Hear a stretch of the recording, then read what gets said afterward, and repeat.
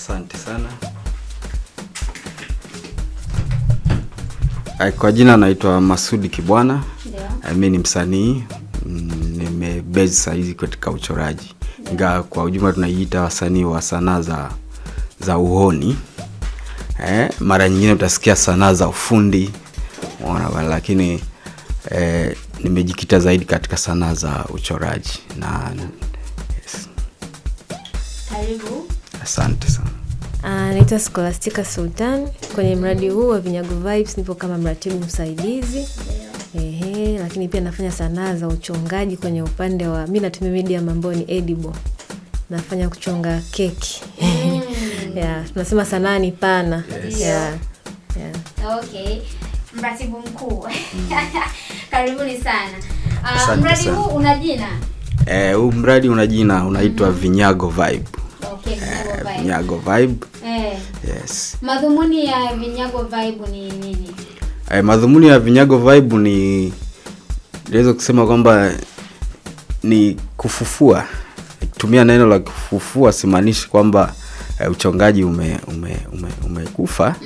Ila lakini naweza nikasema kwamba katika mazingira fulani uchongaji umefifia sana. Ndio. Kwa hiyo sasa kwa sababu umefifia, mradi wa Vinyago Vibe upo hapa kwa ajili ya kujaribu kuweka mikakati ya kufufua hii sanaa ya uchongaji ambayo kwetu sisi Tanzania tunaweza kusema kwamba hii sanaa ya uchongaji ni kama urithi.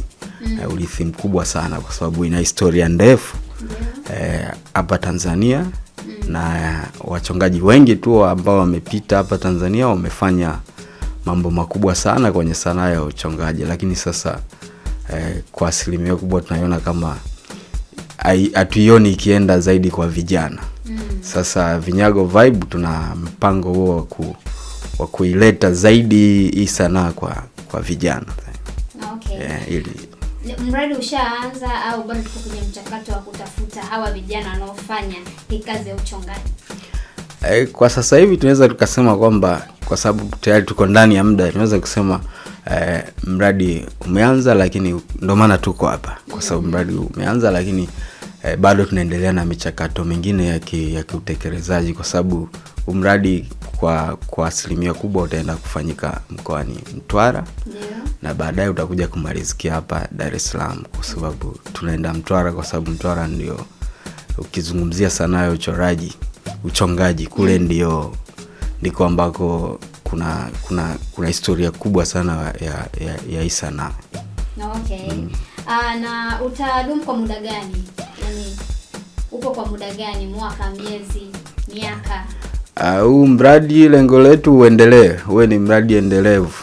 Hata ukiwepo miaka yote kwa sababu sanaa ipo tu na inahitaji vitu vingi ili iweze kusonga mbele kama zilivyokuwa sanaa zingine, na sanaa ya uchongaji pia inahitaji vitu vingi ili iweze kusonga mbele. Lakini sasa kwa kipindi hichi cha mwanzo kutokana na sisi pia tumekuwa ni wanufaika wa fund ya Feel Free, tutaanza kwa muda wa miezi 6. Tutakuwa katika miezi 6 ya maandalizi, lakini mwishoni ni utekelezaji. Miezi 3 maandalizi, miezi 3 utekelezaji wa umaliziaji wa mradi. Yes. Kwa hiyo itakuwa kwa miezi 6. Mmeuelekezea Mtwara. Nadhani Mtwara kwa kuangalia nyie mmeangalia huko ndo uchoraji ulipo zaidi. Ndio. Uchongaji. Uchongaji. Kama nichanganya uchongaji. Vinafanana. Yes, uchongaji uko zaidi. Sasa hawa vijana ambao wataingia katika huu mradi wa uchongaji Vibe, watanufaika hasa na nini na mmeangalia vigezo gani ili wao waweze kunufaika na mradi? Hao vijana lengo kubwa kwanza watanufaika na mafunzo. Kwa kiini cha mradi ni kwamba tunaenda kuwapa mafunzo ambayo yatatanua ufikiriaji wao. Kama alivyosema mratibu mkuu hapa, tunaenda kuleta ubunifu wa kisasa ili uendane na mtazamo wa vijana. Lengo ni kuwavuta na hao wakaona hii ni sanaa ambayo inawahusu. Wasione tu pengine mambo ambayo yamepitwa.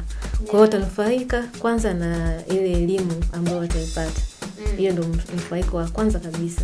lakini pia kutakuwa na fursa kama alivyosema, mwisho wa mradi watakuja huku Dar es Salaam. Lengo ni kuwatengenezea exposure na watu wapya, kuwatengenezea platform ambayo itakutanisha na wadau wengine wa sanaa, itakutanisha na wanunuaji wa kazi zao. Kwa hiyo watanufaika pia kwa namna hiyo. Vigezo vya kijana kuwa mmoja wa wanufaika ni vipi? Nimeangalia vigezo vya elimu, umri au tumi, kwa sababu nipo katika hii sanaa ya uchongaji, basi naweza kushiriki. Ukiangalia kwa ujumla kwenye masuala ya sanaa, vigezo vyake sana sana vinatoka katika usanii wa yule mtu, ile passion ambayo aliyokuwa nayo kisanii, na kama tayari ameshaanza kuonyesha nia au malengo ya kutaka kujikita huko kwenye hiyo sanaa husika. Kwa hiyo sisi tunaenda kwa vijana, lakini tunaenda kwa vijana ambao tayari wameshaonyesha kwamba hawa vijana wanaenda katika au wana interest na hii sanaa ya uchongaji, lakini pia wameshaanza kufanya. Ingekuwa sanaa ya muziki tayari tungeanza kwenda kwa wasanii ambao wameanza kuimba, lakini tunaenda kwa wasanii ambao wameanza kuchonga tayari.